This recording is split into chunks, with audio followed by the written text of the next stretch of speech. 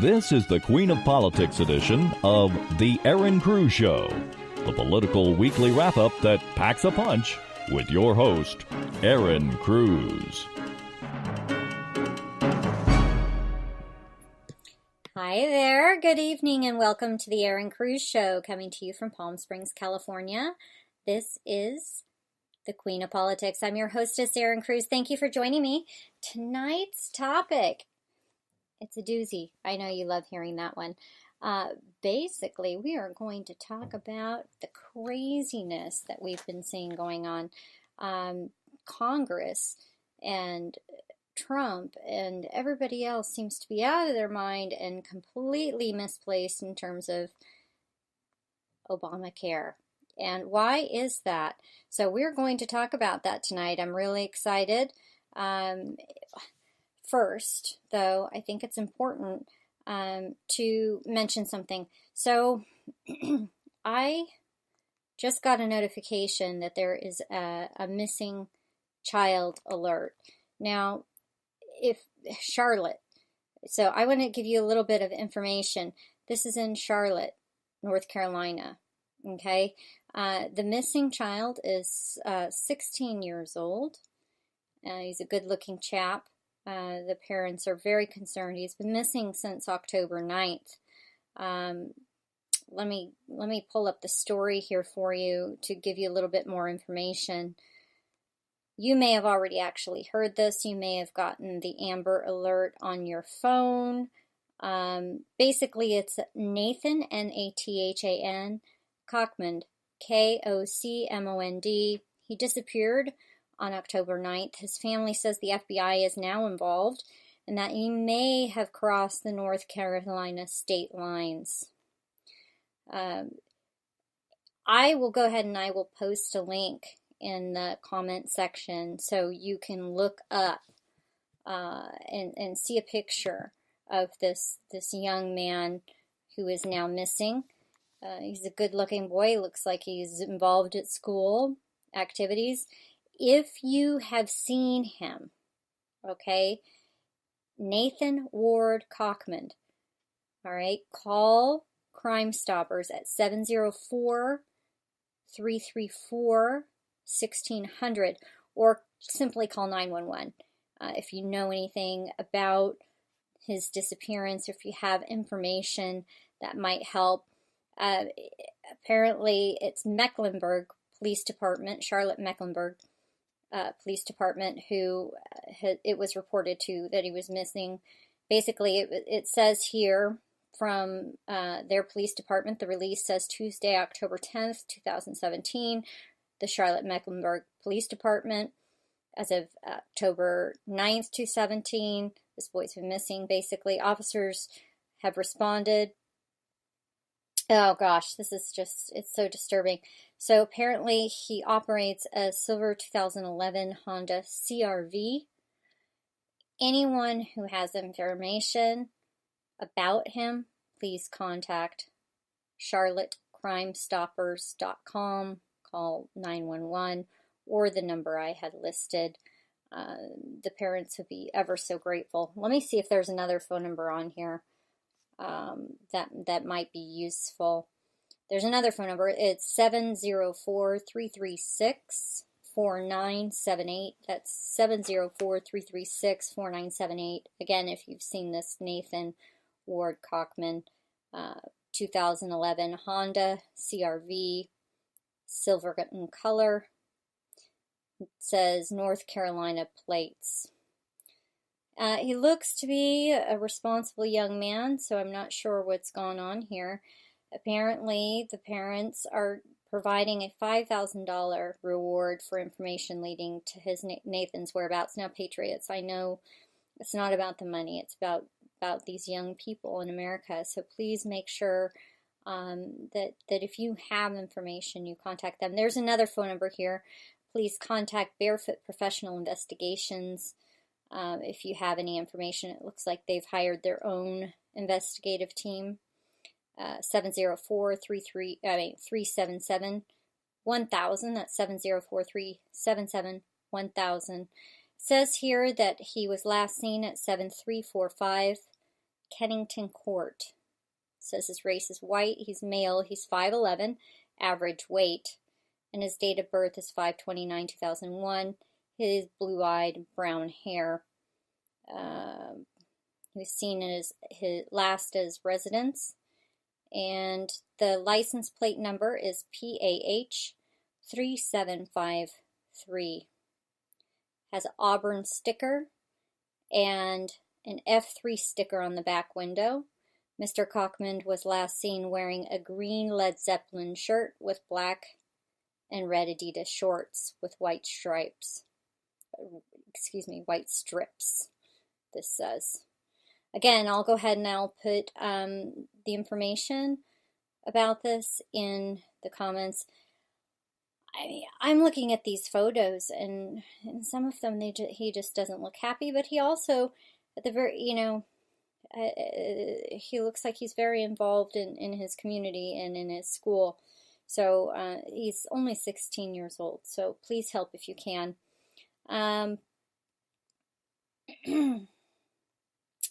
It also looks like I'm scrolling through because he's one of our own. He's one of our children. I have a 21-year-old and 23-year-old child here with me. I can't imagine if my own children went missing. It would be upsetting. In any case, apparently he is missing and diagnosed with a concussion, the parents say. So I'm not sure what's happening there. The mother did a plea to try to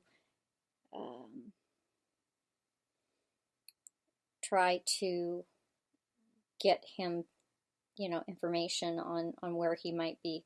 So if you have any information about this child, please go ahead and call those numbers I provided to you. I'm just pulling up the YouTube here to see if it had any additional information. It looks like it's a news report. So I'll go ahead and I'll leave that there. And we'll get back to our show. So it's always disturbing, though, this day and age. You just don't know why children might go missing. Could be something nefarious. It could be, he just had a concussion and doesn't know where he is, and who knows. But you just hope for the best, and that he would be returned to his family. So something's amiss, that's for sure. If we're talking about this missing youth, or maybe some of the other struggles we're having in the nation, what I really wanted to talk about tonight for the Queen of Politics, because we like to have a little bit more fun on the Queen of Politics. I know that was kind of a down note, but it's important to bring up topics of the day, especially if it can go to helping bring the family back together. But what I also want to talk about is the ACA, tax reform, and Democrats. I just saw Trump do the most amazing thing. Out of his mind is basically what I'm seeing from people across the nation. They just say how could he do this? How could he sign an executive order pulling back some of the portions of Obamacare? I just don't know how he could do it. And then I have people saying, well, he shouldn't be doing that. We should use proper process. Well, I have a very difficult time with this, because it's hard for me to sit here and listen to Democrats moan and groan about President Trump writing directives and executive orders when their own Barack Obama sat there and did just that same thing for 8 years. Please tell me what the difference is. Is it the color of his skin? Is it the fact that he's a billionaire and now he's ordering people around, or somehow going around Congress? I'm going to tell you, I am not thrilled about executive orders. I will be the first one to say that there's a time and a place for the president to be able to write such things. Mainly, and most importantly, they would not have to do with any sort of legislation, and certainly aren't.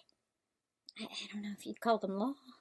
it's the duty and responsibility of Congress to put forth, the duty and the responsibility of Congress to put forth these policies, put them on to President Trump's desk and to President Trump to sign them into law, right? So we see, and I'm going to scroll down here, presidential actions. We are going to scroll down to executive orders, and we are going to look this bad boy right in the eye. Okay? Well, here it is. Here it is. We scroll down. Oh, it's so... I just want to know where people think that, President Trump can't roll back any kind of legislation that was put forth, or at least impart some knowledge onto the law, or some kind of inkling of leaning towards those laws. I know, I am a freedom-based person. I am a policy and a law-based person. If it's been signed into law, we need to follow the laws, enforce the laws. I get that. Boy, do I ever.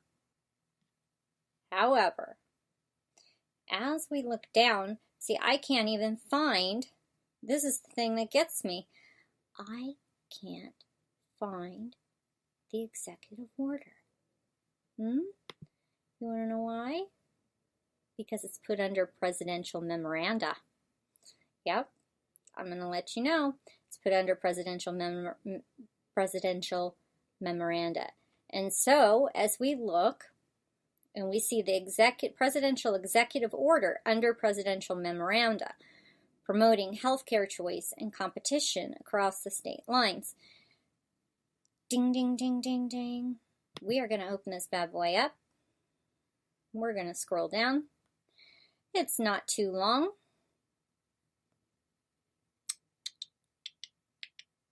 As I look down, I've read this earlier, but I scrolled through it real kind of quick like. Now, if we look down and we look to Section 2, I want you to go ahead and pull this up. I'm going to put it in the comments. You look at the Section 1, you look at the policy.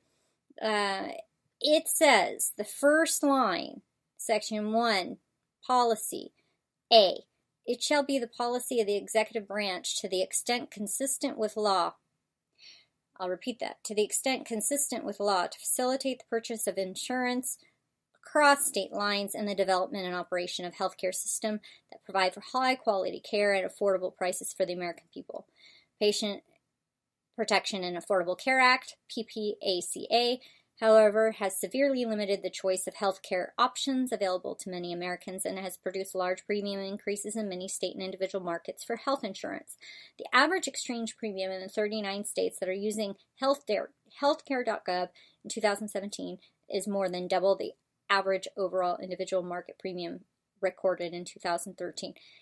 The PPACA has also largely failed to provide meaningful choice and competition between insurers, resulting in 1/3 of American counties having only one insurer offering coverage to their applicable government-run exchange in 2017. This is important to note, extremely important to note. First of all, in Section 1, in A, it says, to the extent consistent with law, to purchase insurance across state lines, and development and operation of healthcare system. Now look, the second thing to note here is that it also states that it's talking about government-run exchanges, healthcare.gov. I don't know about you. You may be on a state-run exchange. You may be on Obamacare. I personally am on an employer-based healthcare plan. So now, as it expands, it says, Section B, among the myriad ideas where current regulations limit choice and competition, my administration will prioritize 3 areas for improvement in the near term: association health plans, AHPs, short-term limited duration insurance, STLDI, and health reimbursement arrangements, HRAs. Okay, large employers, this is section 1 of B. So section B1. Large employers often are able to obtain better terms on health insurance for their employees than small employers because of their large pools of insurable individuals across which they can spread risk and administrative costs. Expanding access to AHPs can help small businesses overcome this competitive disadvantage by allowing them to group together, self-insure, or purchase large group health insurance. Expanding access to AHPs will also allow more small businesses to avoid many of the PPACA's costly requirements. Expanding access to AHPs would provide more affordable health insurance options to many Americans, including hourly wage earners, farmers, and employees of small businesses and entrepreneurs that fuel economic growth. Now, before I go further, right now we are talking about something's amiss. The ACA, tax reform, and Democrats, okay? We're talking about the memorandum. It's put under memorandum, the executive order, which was signed by President Trump today, outlining health care provisions. Now, I would like to, if you're just joining us now, I would like to just stress that we're reading this. And the reason why we are reading this is because all of the information that is being provided to you via the front page of every website that you go on to go log into your email or whatever it might be is feeding you detailed mush.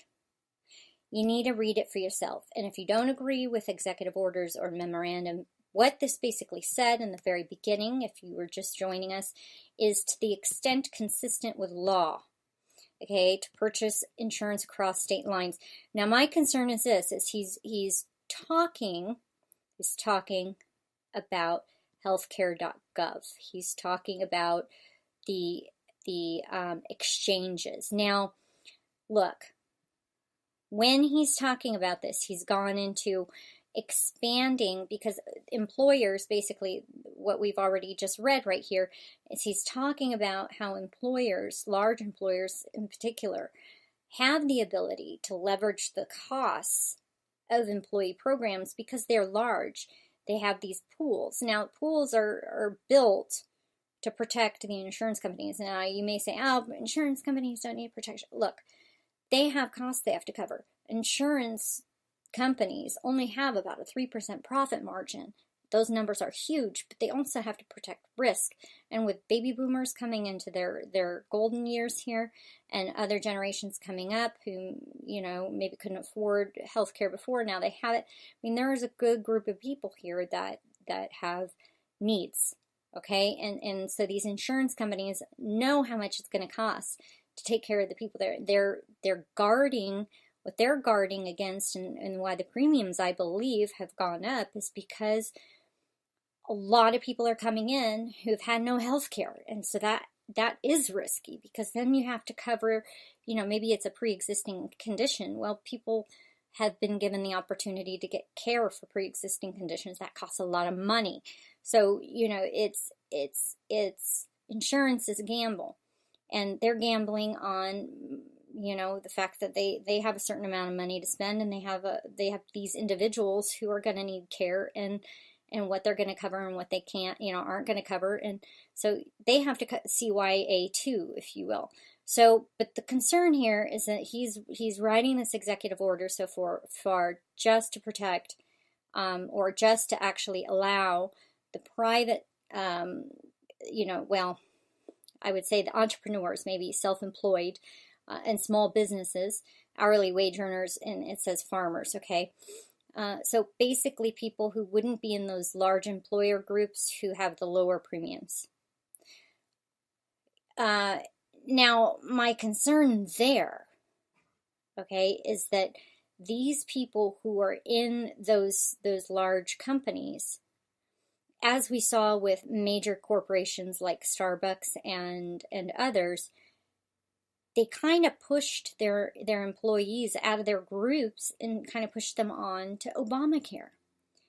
And, remember when that all became mandatory, and so I find it interesting that it's not addressing those people that are, and I guess it does, hourly wage earners, but It's very generic. It really doesn't talk about, it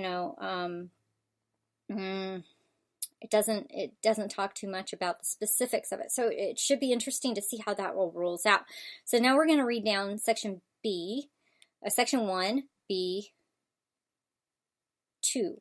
STLDI is exempt from the onerous and expensive insurance mandates and regulations, including Title I of the PPACA. This can make it an appealing and affordable alternative to government-run exchanges for many people without coverage available to them through their workplaces.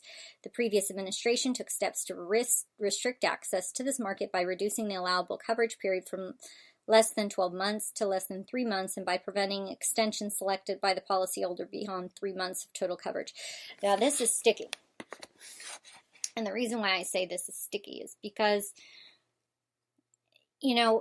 what we're looking at here, it's an affordable alternative to government-run exchanges for many people without coverage available to them through their workplaces.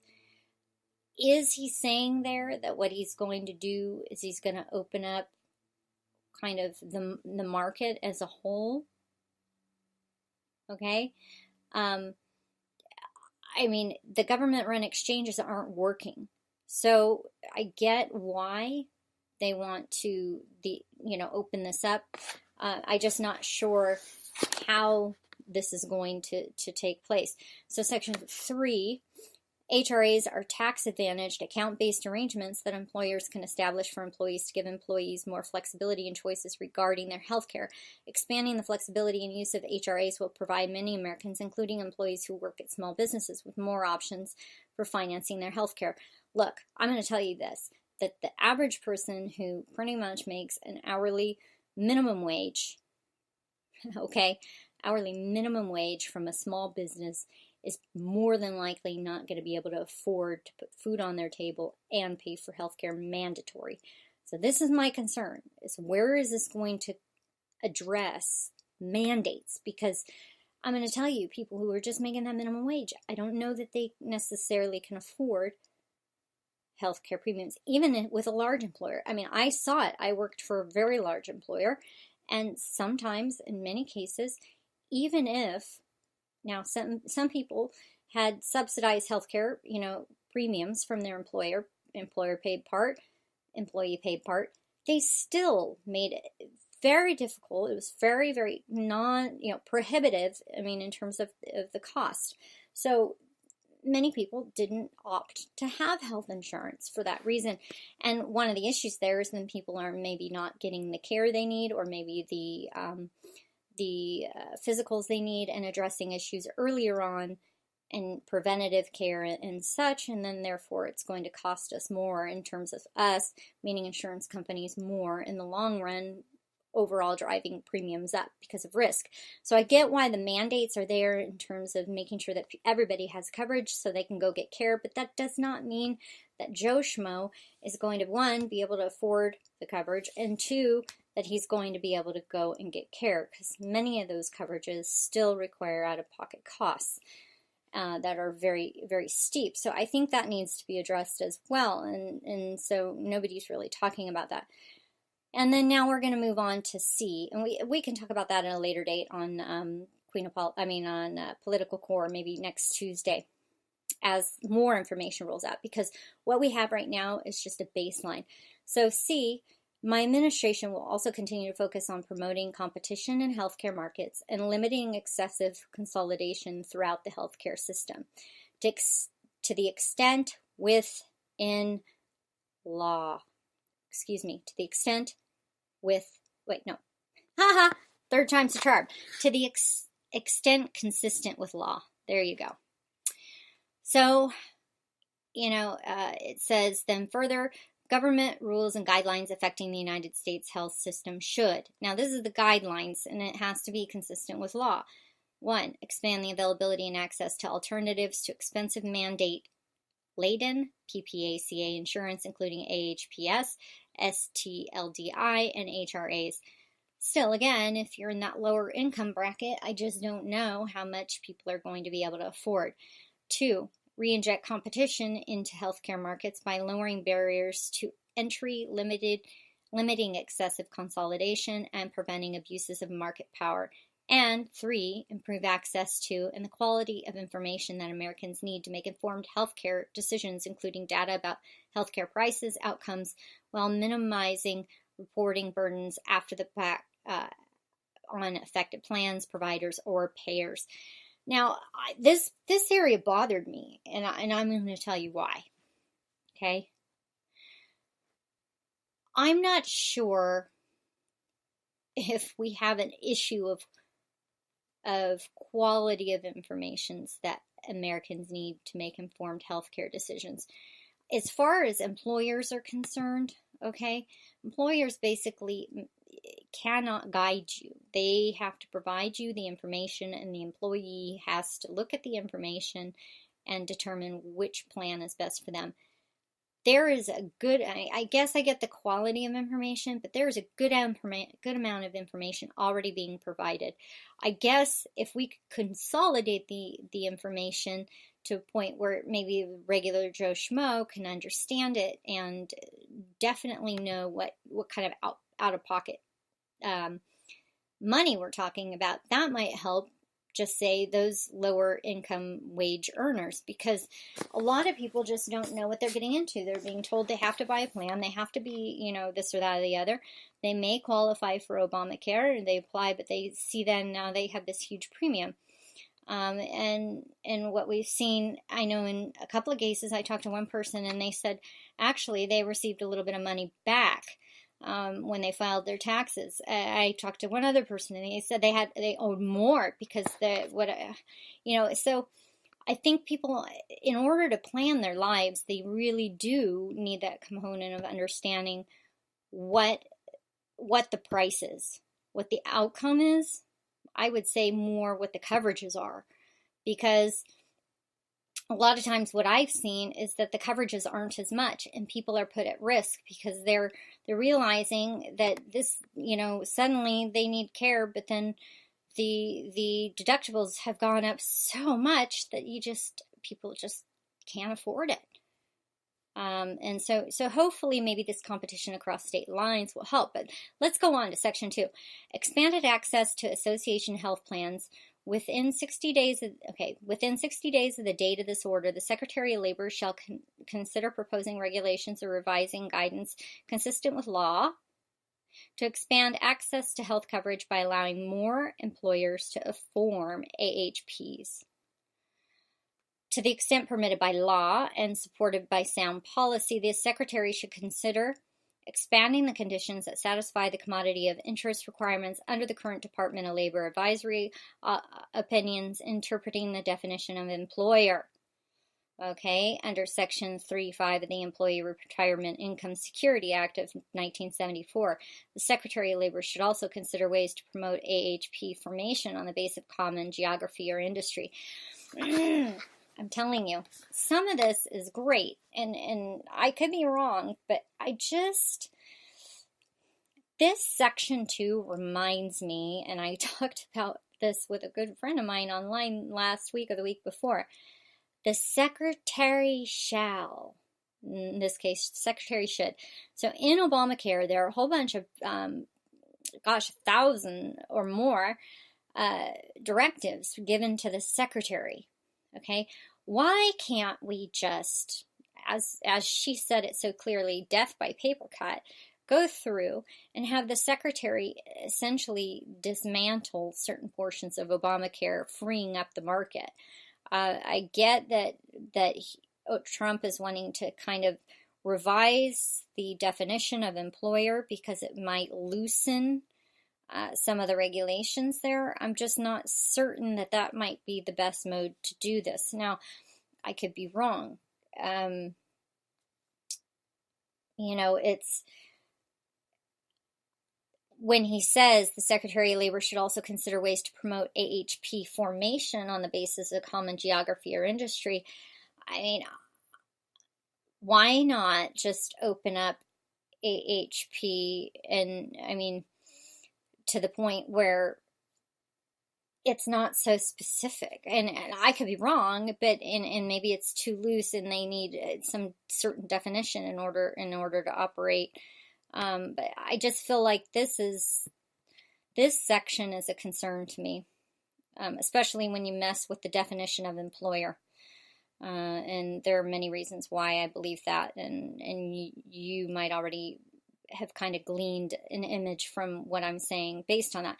So definitions affect a lot of things, and so when you're talking about having them interpret and define further employer, I just think it's going to open up more areas than just healthcare reform to maybe either scrutiny or a little bit more gray area. But anyway, let's go on to Section 3.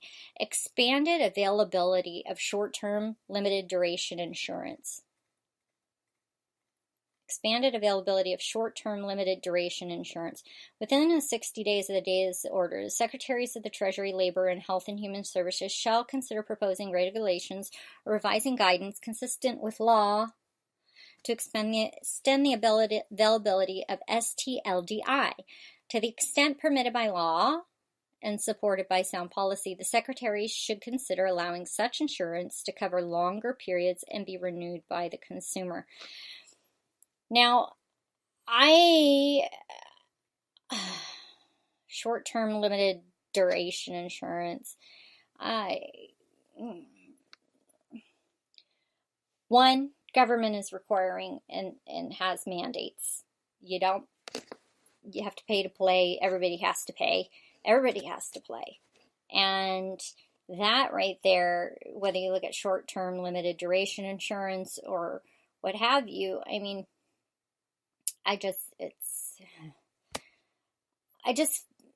you know what? We have way too much government. Government is reaching too far into areas it shouldn't. One of them is our healthcare. And yes, the insurance markets need, definitions to operate by so that way consumers are protected.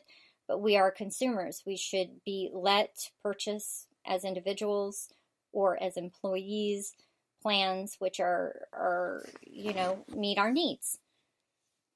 Mandates, I don't agree with mandates. So let's go on before I go on a tirade about it. Section 4, expanded availability and permitted use of health reimbursement arrangements within 120 days of the date of this order. Now we're talking 120 days. It's 30, 60, 90, 4 months. We're talking next year already, okay? I mean, I get these things have to roll out, but we are already then 1 year into the presidency. This is going to impact. These policies are going to greatly impact, our midterms. Don't doubt that this isn't a play into that. So please keep an eye on these different sections and how they may be affecting different areas of the populace, and that may affect our voter rolls here. Okay, so Section 4, expanded availability, permitted use of health reimbursement arrangements within 120 days of the date of this order. Secretaries of the Treasury, Labor, and Health and Human Services shall consider proposing regulations or revising guidance to the extent permitted by law and supported by sound policy to increase usability of HRAs, to expand employers' ability to offer HRAs to their employees, and allow HRAs to be used in conjunction with non-group coverage. Okay. This is something that I have a concern for.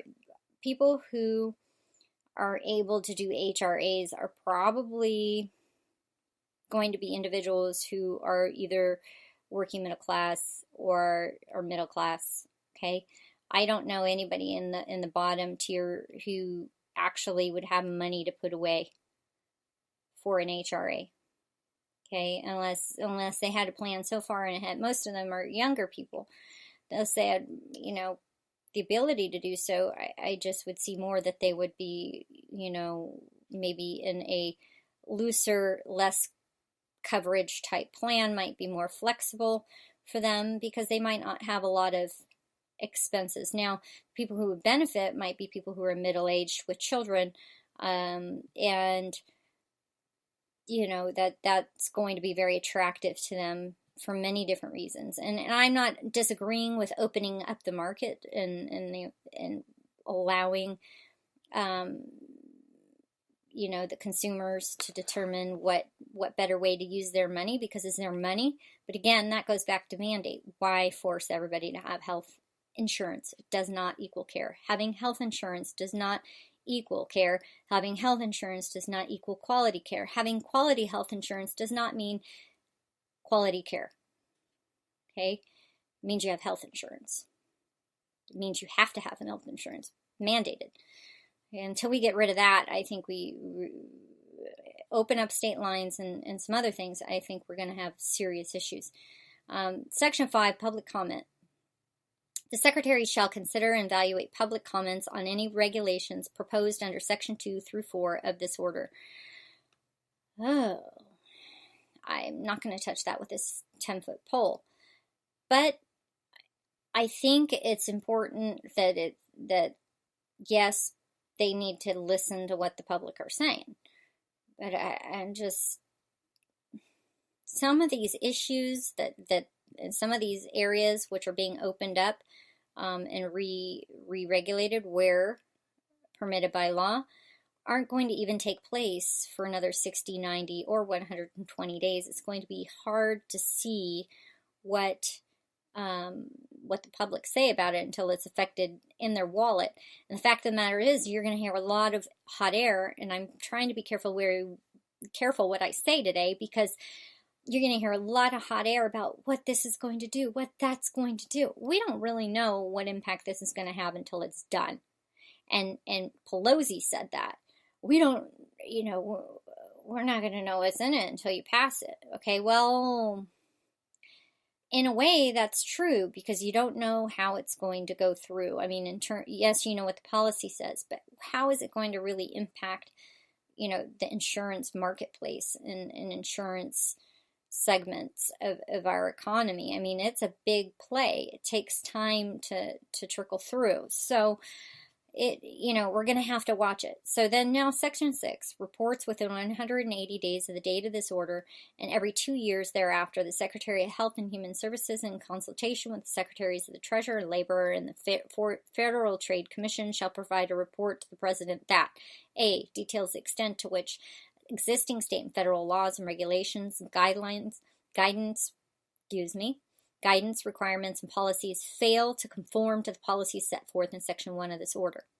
B, identifies actions that states or federal government could take in furtherance of the policies set forth in Section 1 of this order. Okay, so that means they have 60, 90, and 120 days, and then within 180 days of the order, and every 2 years thereafter, they're going to want a report on Section 1. Well, in Section 1, I guess you could say that it's not the 120 days, but it looks like, let's take a look here. See, it doesn't even say. So is Section 1, okay, is Section 1 immediate? It doesn't say. Let's take a look here. Okay. It doesn't say. It doesn't say any timeline for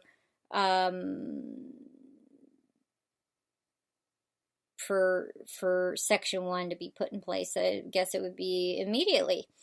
That is a concern. So as we look at this Section 6. Okay. As we look at this Section 6, and it says 180 days is the date of this order. How long is it going to take for them to go ahead and follow through on this?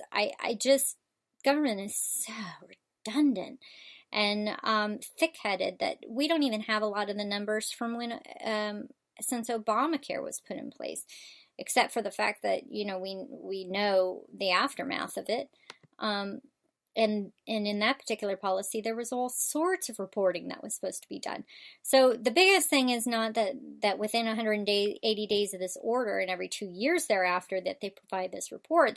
The more important part is that we make them provide the report and follow through and get the information we need, because really 180 days, that's so many months out. I think we're going to know within 3 to 6 months, 3 months, whether or not these revisions or adjustments make any impact in our insurance market and our populace. So hopefully we don't wait for 180 days. But in any case, let's go down to Section 7, General Provisions. A, nothing in this order shall be construed to impair or otherwise affect 1, the authority granted by law to an executive department or agency or the head thereof. Ooh, look at that. I hate to say it, but that's a ding, ding, ding right there. And number 2, the functions of the director of the Office of Management and Budget relating to the budgetary, administrative, or legislative proposals. I'm no expert on, I know a lot, and I understand the way our branches of government work. I get it. I understand the information behind that.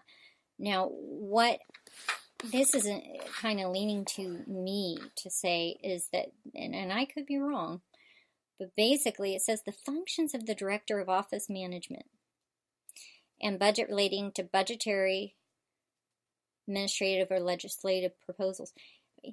If you recall, when we passed Obamacare, it had to be passed in the House and then the Senate, and that's because it affects money.